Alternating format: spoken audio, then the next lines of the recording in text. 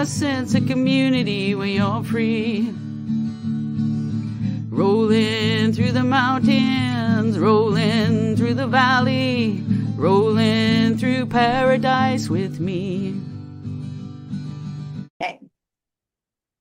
Hello, everyone. Welcome to the show. Well, my guest today is an author of Sex and Samosas. Doesn't that sound interesting? Time to meet Jasmine. Is it Aziz? Aziz, yes. Okay, welcome. Thank you. What an awesome title. So you're going to have to explain it, please. Okay, yeah. Actually, it's a very interesting way I came up with the title. I started writing the book and I had a working title that was just the main character's husband's name. And then all of a sudden I was driving. I know exactly where I was driving. I was in Toronto at the time, driving on the 401, when all of a sudden it was like, oh, the title Sex and Samosas, like, whoop, it just came into my head. And I was like, that's the title. And then the samosa scene, which is quite provocative, it all came together. And I was like, yes, it's called Sex and Samosas. So yeah, I love the title. So what is your book about? It's actually, there is some juicy sex in it. There's no question about that. It's a hot topic in there, but it's really about empowerment. It's about a woman going on a journey to discover really what makes her happy and what her purpose is. And at the time when I was writing it, I was struggling with that because my whole identity is wrapped up in being a writer.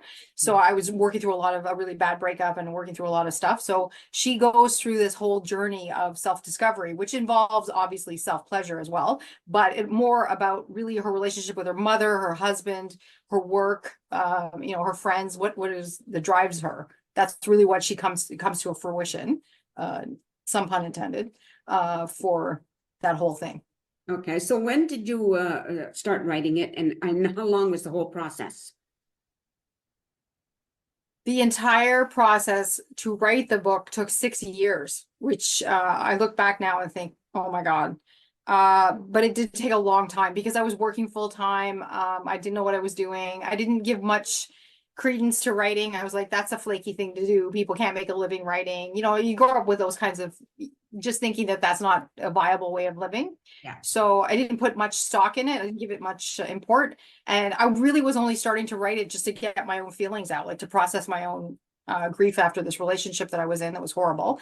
And I was trying to just, work out some stuff from when I used to sell vibrators. So all in all, it took 6 years. The book is like over 10 years old now. And I'm amazed at like the last year and a half, it's had this resurgence of love, and it's great. I'm really, of all the things I've done in my life, I am probably the most proud of this. Yeah, really good. So did you self-publish it, or did you go through a publisher? I did. I went through publishers, and I had multiple offers from agents and publishing companies, but at the time Eat, Pray, Love had come out. And everybody was like, oh, just turn it into Eat, Pray, Love. And I said, but it's not Eat, Pray, Love. And that's already been done. And that's not my thing. And I didn't want to do that. So I couldn't find anybody who would let the vision of the problem, not the problem, but the thing with the book is that it doesn't sit in one category. And that was difficult for a lot of publishers because they were like, it's not quite erotica. It's not women's fiction. It's not chick lit. It's kind of all three. Right. So where are we going to put it? And then I even told one agent, I was like, well, why don't you just put it at the front of the store with the bestsellers? What's the big deal? Yeah, I was like, well, that's where I would put it. But anyway, they don't work like the industry doesn't work that way. So I decided to go self-publish route, and I learned a lot through the process. It's much easier now to self-publish than it was when I did it. I had to go through a lot of hoops, but totally worth it because every single line, even all the mistakes in that book, I own every single bit of it. Like I'm accountable for all of it. And I like it. It's my vision, and it's 100% my vision, which is really nice. Yeah, I kind of understand what you're saying. When I first started doing interviews, like somebody who was my contact person originally, oh, you could do this, or you could do that one. It's like, well, that's not what I want. Exactly. Exactly. And there's room for so many voices. Like that's the problem with a lot of the industries doing, so if Sex and Samosa comes out, it's a massive hit. Like it came out before 50 Shades of Grey. So in the bookstores where I knew the people, they were like actually putting the two books side by side and saying, if you really want a book that's truly like going to help you with sex and sexuality, they would push my book. And then, that creates a whole like industry of people going, they want the next 50 Shades of Grey or the next whatever, but somebody's got to sort of break through that first. Right. So I do believe we have to keep true to our voice. Yeah. Right. And why do we have to be put in these boxes? Yeah. That's I enough. don't know, Nancy. I don't know. I agree. Don't pigeonhole me. Yeah, Don't do it. exactly. Don't try. Now I have to ask you about selling vibrators. Okay, sure. What do you want to know? Well, when and how long did you do it and how did it all come about? Well, that's a fun story. Okay, so I was my family owned a family business, so we used to sell handicrafts, like the stuff that you see behind me. Like I used to have all Indian handicrafts and stuff like that. So I used to sell. I'm used to selling. I was bored to sales. And I was dating a guy. We'll call him Lammy because I could call him something a lot worse. And I was dating Lammy at the time, and Lammy was like, I was very new to the world of sex. I didn't have sex until I was 30. So I was like quite new. He was my first long-term relationship, and I thought, I want to try all these new things. So when my girlfriend got invited to one of these vibrator parties, she was like, come with me. And I said, okay, fine. So I went, and we were late. So I missed a bit of it. And the consultant was not very she was awful, to be quite frank. She was just awful. She was just like, okay, here's this, do this, just buy this. This is, and it was all stuff like, use this for your diaper rash, use this for your bedroom like scenting. So I was like, is this a sex party? Like, I don't get it. Yeah. So I made some stupid jokes. I really honestly, I made some really stupid jokes. I was very uncomfortable. So after the presentation, she left, and 5 women that I've never met before in my entire life came up to me and said, I need to ask you something. Can I ask you this question about, what do you think I should buy? And I said, how would I know? Like, I just got here.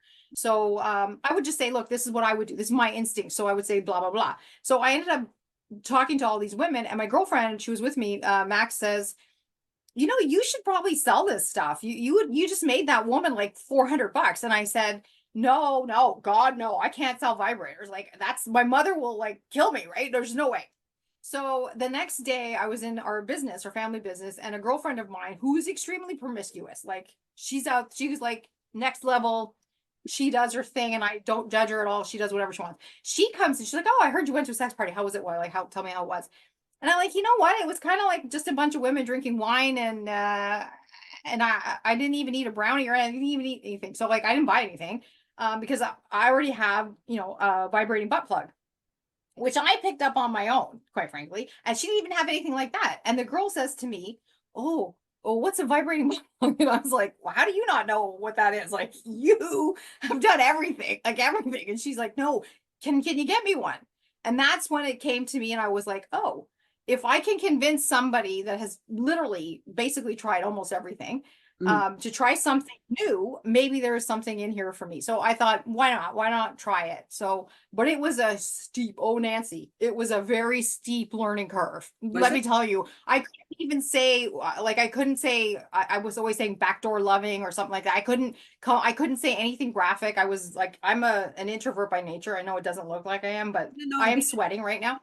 I get it. You get it? Okay. Yeah. Thank you. I love it when I don't have to explain that. So, yeah, I struggled. I really struggled the first couple of years. I struggled, making friends in that business. I struggled with so many things. I was struggling with that relationship at the same time, and my own sense of self-worth and what it means, like, to own my sexuality. So, I grew into that business, and to this day, I don't think I've ever had a more rewarding job in my life, except for writing. I honestly, I met the most amazing women, and across the board, women have identical issues, and it always comes down to the same sort of thing. Doesn't matter what culture it is, right? So I started to see, oh, there's a pattern here. I thought it was just me because I'm brown, right? So, but it's not. That's kind of interesting. It's for me, like, I'm 75, so in my generation, we never talked about anything like that, let alone knew anybody who actually owned one. Yeah, I'm sure they did. But yeah, I hear you. You look great for 75. Good for you. But well, it's fun because, like, I got into the vagina monologues. Okay. I did that for a number of years, and one of the women who was also very much part of the vagina monologue, she sold vibrators. So it was kind of like, really, but I couldn't picture it. I just like, it's kind of interesting, But I think that for you to do that, and then being able to talk to other women about it and stuff, and take away that, because there's almost a stigma attached to certain. There's very much taboo, stigma, and what I found actually the most fascinating, actually, honestly, about all of it was how little women share with the people they know. Like they were ready to tell a perfect stranger, someone they've never met before. And sure, I made them laugh and I made them feel comfortable, but they don't know me. And they would tell me their deepest secrets, their darkest secrets too. And I would just like, okay, well, that's fine. You need to own that. And I have something for that. So, you know, or misinformation. And this is very previous. I was selling these in 2001, 2002, and 2003, 2004, I think. I can't, but back then when there was not as much internet access, Yeah. and now you have access to information, but there's a lot of access to misinformation. And so there's still a lot of people are still like, come to me all the time. I get messages on Facebook all the time, like, I need your guidance, I need your help. That's what got me into writing the TV show based on my life. Very good. Yeah. I think there's something to be said for having open conversations that are honest and that they're not sugar coated to look a certain way on TV, you know, like they're not being sold to you by like Yes. a certain type of, and really honest conversations about, well, this I can't talk to my partner about that. I can talk to you, but I can't talk to them. And I'm like, well, that's the problem. Mm-hmm. Right. So how did your family react to you selling them? My mother and I are this close. Like there's no space between us. I'm obsessed with my mother. It's the only thing we ever fought about in my entire, like with her. She didn't want me to write the book. Initially she was like, don't do it. You can write about anything.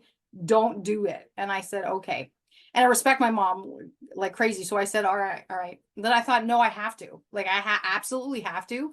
And there's that was an important moment in my life where I sort of broke away from what I was raised to think I was supposed to do to what I wanted to do.